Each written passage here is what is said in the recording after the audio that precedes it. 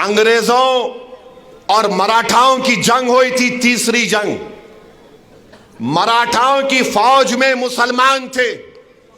कौन सी तारीख को? 1818। फडणवीस, तुम तारीख में वीक हो, तुम्हारे को नहीं मालूम, तुम हिस्ट्री नहीं जानते। कुछ भी नहीं जानता, छोड़ो उन्हें।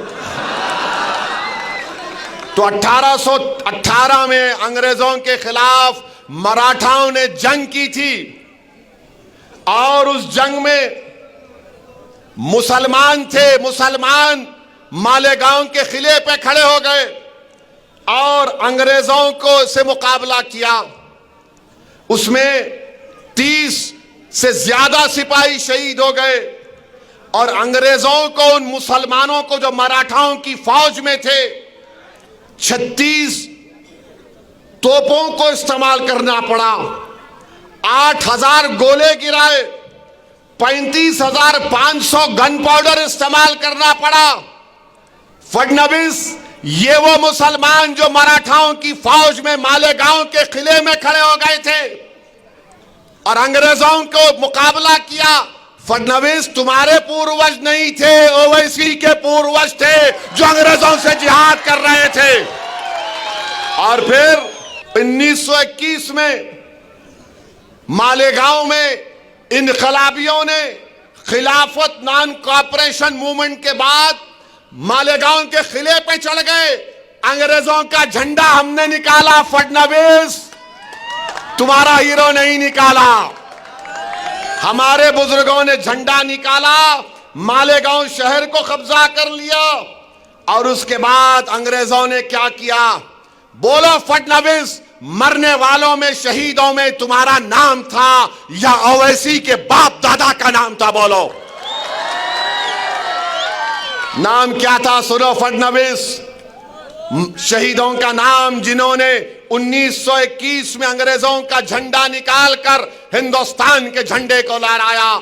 शहीदों में नाम सुलेमान शाह, इस्माइल अल्लाह रखा, शाबान बिकारी, बुद्धू फरीदास, अब्दुल गफ्फार, ये तमाम को फांसी पे लटका दिए। फडणवीस, तुम्हारा हीरो अंग्रेजों को लव लेटर लिख रहा था, I love you, I love you. हम आई लव यू नहीं बोले अंग्रेजों को, हम बोले वी हेट यू, तुमको निकलना पड़ेगा भारत से। तुम आकर हमको जिहाद सिखाओगे? फडणवीस, अरे तुम जिहाद का जे नहीं जानते, तुम हमको क्या पूछ रहे हो? और हमारे बुजुर्गों ने अब्दुल्ला खलीफा, मोहम्मद हुसैन, इन लोगों को भी जेल में अंग्रेजों ने मार मार कर शहीद कर दिया। तो मेरे अजीज दोस्तों और बुजुर्गों, आज 20 नवंबर के दिन भी आपको एक फैसला करना है, या बुज़दिली या बहादुरी का मुजाहरा करना पड़ेगा।